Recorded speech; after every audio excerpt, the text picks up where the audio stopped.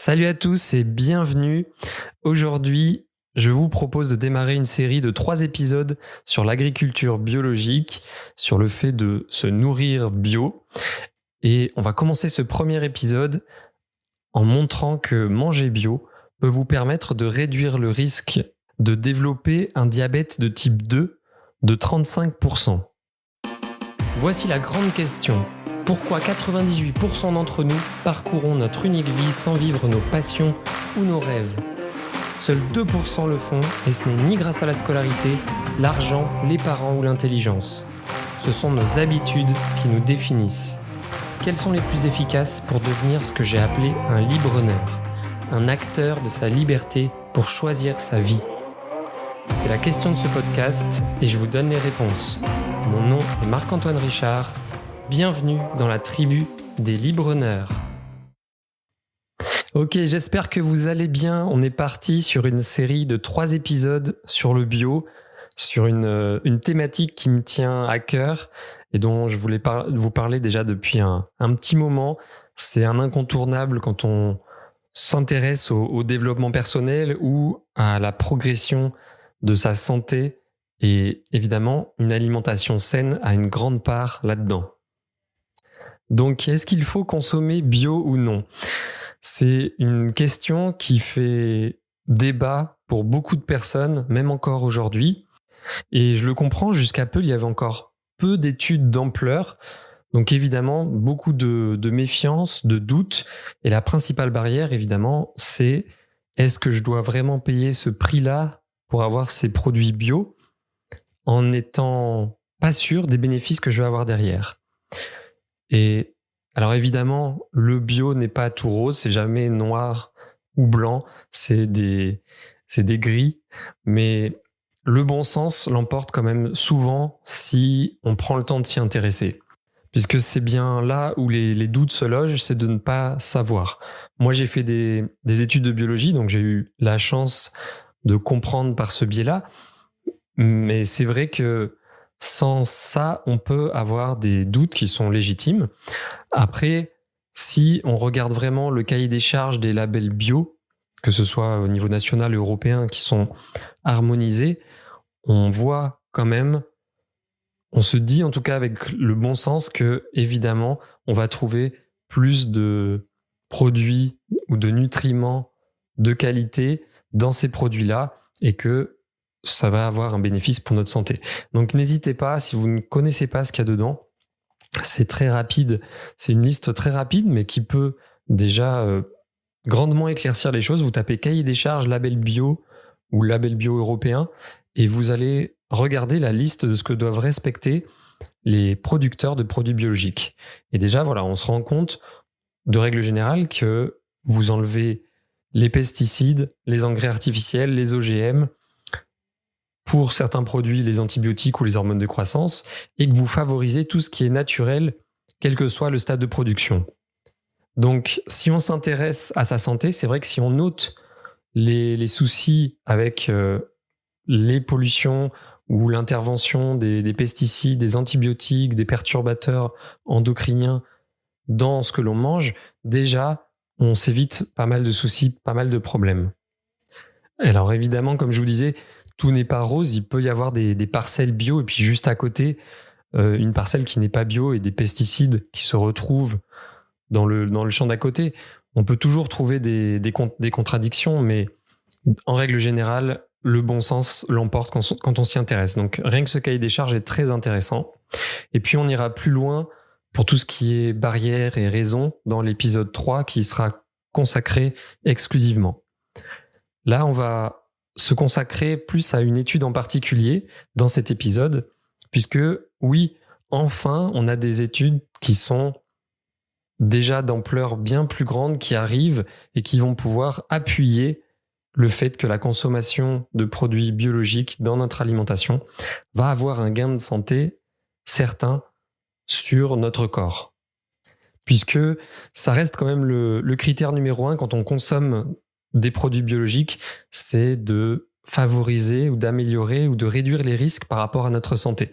On veut tous vivre plus longtemps en bonne santé sans avoir des maladies graves. Et ça, c'est quelque chose qui résonne fort chez les personnes, notamment qui s'intéressent au développement personnel ou à leur santé. Donc là, je vais vous parler d'une étude qui est sortie très récemment, début novembre 2020, et qui m'a fait penser justement à démarrer une série sur le bio, puisque il y avait plusieurs études là très récentes qui sont sorties, et celle-ci concerne le diabète de type 2. Donc on parle d'une maladie qui touche 60 millions de personnes en Europe, donc c'est pas rien du tout. Et là, cette étude se base sur les données de 33 000 personnes, donc qui sont d'ailleurs en France, je crois, et ils ont trouvé une corrélation qui montre que les personnes qui consommaient le plus d'aliments biologiques ont un risque de 35% en moins de développer un diabète de type 2 par rapport à ceux qui en consommaient le moins. Donc en fait, ils ont séparé ces 33 000 personnes en 5 groupes, et ceux qui consommaient entre 50 et 56%, enfin au-delà de 50 et 56% de produits biologiques étaient dans le groupe de personnes qui en consommaient le plus. Et évidemment, ils ont essayé statistiquement d'éliminer les biais, comme les personnes qui faisaient du sport et pas les autres, celles qui consommaient de l'alcool, qui fumaient, qui avaient des finances supérieures, qui appartenaient à une catégorie sociale ou non, et qui avaient fait ou non des études. Donc ils ont essayé d'éliminer ces biais-là pour trouver la corrélation dont je vous ai parlé de 35% de risque en moins de développer un diabète de type 2. Et ils vont même plus loin, puisqu'ils indiquent que à chaque fois qu'une personne augmente de 5% la consommation de produits biologiques dans son alimentation, elle diminue de 3% son risque de développer un diabète de type 2. Donc à chaque fois, c'est des paliers comme ça de 5% de consommation en plus. Vous réduisez de 3% les risques de contracter, de développer plutôt cette maladie-là. Donc évidemment, voilà, c'est des résultats qui sont très intéressants, qui vont dans le sens de la santé, et ils proposent 3 hypothèses par rapport à ce résultat-là. C'est peut-être l'apport en plus d'antioxydants que l'on a en plus grand nombre dans les produits biologiques, mais ils indiquent que c'est probablement un rôle marginal. Ils évoquent aussi la présence d'acides gras qui sont différents entre les personnes qui consomment bio ou non. Et surtout, leur hypothèse principale concerne évidemment les pesticides que l'on retrouve en bien moindre quantité dans les produits bio par rapport aux produits conventionnels. Il y a une étude de 2018 qui montre qu'on retrouve des pesticides dans 44% des produits conventionnels contre uniquement 6,5% des produits biologiques. Et donc ils disent que les pesticides sont reconnus pour beaucoup comme des perturbateurs endocriniens et des produits qui vont dérégler le traitement du glucose et la résistance à l'insuline. Donc ça peut expliquer l'impact qu'ils ont en plus grande quantité sur le risque de développer un diabète de type 2. Donc voilà, en plus de ce que l'on a vu tout à l'heure en parlant du cahier des charges, on a ces études-là qui arrivent et le bon sens l'emporte et la connaissance l'emporte évidemment de plus en plus et nous incite à manger de mieux en mieux. Puisque vraiment, on le sait aujourd'hui, nous sommes ce que nous mangeons. Nous intégrons les composés, les nutriments, mais même les composés génétiques de ce que nous mangeons s'intègrent à notre corps. Donc c'est très important de s'en préoccuper. Et évidemment, si on ne peut pas financièrement, c'est essayer de trouver des alternatives en attendant, de voir peut-être des producteurs locaux qui ne sont pas bio parce qu'ils ne peuvent peut-être pas se le permettre, mais qui pratiquent une agriculture raisonnée. Il faut évidemment aller à leur rencontre. On peut les rencontrer souvent sur les marchés, poser des questions. Donc ça peut être ça, ou alors participer à des événements, à des activités ou à des jardins partagés et trouver des personnes qui ont des jardins partagés pour se procurer un petit peu plus et augmenter la part de produits de qualité sains dans notre alimentation. Dans tous les cas, ces études-là dont je vais vous parler sont un petit peu des prémices. Elles commencent à arriver et à avoir de l'ampleur. Après, il y a toujours évidemment des biais, puisque c'est assez difficile de faire la part des choses, même s'ils essayent. Mais en tout cas, là, ils se rendent compte que le résultat est probant chez les femmes, mais pas forcément chez les hommes. Et ils indiquent qu'il y a besoin de plus de recherches pour identifier pourquoi.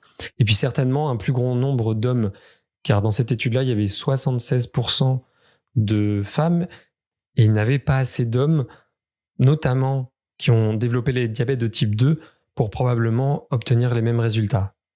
Sauf s'il y a une différenciation au niveau de la réaction quant aux pesticides entre les hommes et les femmes. Ça, ce sera des études plus poussées qui permettront certainement de le déterminer.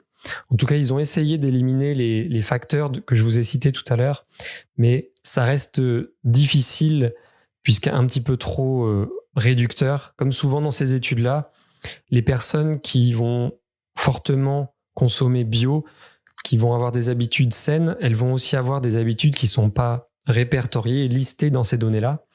Et ça fait partie de toutes les habitudes positives que je veux vous proposer, que je vous propose dans ces podcasts, puisque dès que vous avez des habitudes non classiques qui sortent un petit peu de l'ordinaire, comme le sport, ne pas fumer, ne pas boire d'alcool, elles ne sont celles-ci, les habitudes en dehors, je ne sais pas, comme les bains froids, les exercices de respiration, toutes ces habitudes-là, évidemment, ne sont pas prises en compte dans ces études-là. Donc, ça reste à prendre avec des pincettes, mais toutes ces études, tous ces chiffres, toutes ces données arrivent, elles commencent à s'accumuler, alors qu'il y a quelques années, on n'avait encore rien, hormis le bon sens, quand on regardait le cahier des charges de ces labels d'agriculture biologique. Et puis, même si on parle d'une étude qui concerne les données sur 33 000 personnes, quand on regarde le nombre de diabètes de type 2, il n'y en a que 300 qui ont été développés pendant la période d'études. Donc du coup, ça reste assez restrictif quand même pour faire cette analyse, ce résultat-là. Mais voilà, c'est quelque chose qui arrive, des chiffres, des études qui vont s'affiner, les recherches vont pouvoir peut-être aller plus loin, trouver des financements pour justement aller plus loin sur ces pistes-là. Donc ça reste très intéressant, il faut les mettre en lumière. Et puis, évidemment, il n'y a pas de secret, il faut s'écouter soi et le bon sens. Si on prend soin de sa santé, de soi, que l'on consomme des produits qui vont avoir une richesse nutritionnelle supérieure, qui vont être plus faciles à digérer, évidemment, notre santé n'en sera que meilleure. Voilà, je vous remercie pour votre écoute pour ce premier épisode sur l'agriculture biologique, sur l'alimentation bio. Je vous dis à très bientôt pour le prochain de cette série-là. Ciao! Si vous souhaitez découvrir et mettre en place des habitudes adaptées à votre profil pour atteindre la vie de vos rêves, rendez-vous sur libreneur.com pour démarrer gratuitement votre première quête. Vous serez immergé dans une histoire avec ses apprentissages, ses défis et ses récompenses. À tout de suite!